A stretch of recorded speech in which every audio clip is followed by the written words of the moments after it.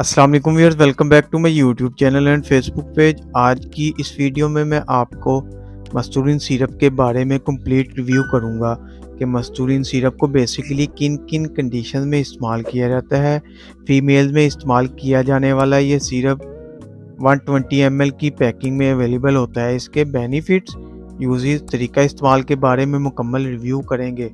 मस्टूरिन syrup जो है basically herbal product है, ये होम्योपैथिक प्रोडक्ट है और जो कि फीमेल्स डिसऑर्डर्स में बहुत ज़्यादा इस्तेमाल की जाती है।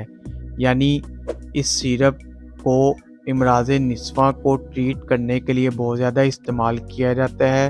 ये वीडियो ख़ास तौर पर उन फीमेल्स के लिए बनाई गई है जो इन बीमारियों और इन इमराज़ का शिकार हैं। तो मस्टोरिन सिरप किस तरह से इस्तेमाल किया जाता है वो भी इस वीडियो में मैं आपको बताऊंगा। अगर हम इस कंपोजिशन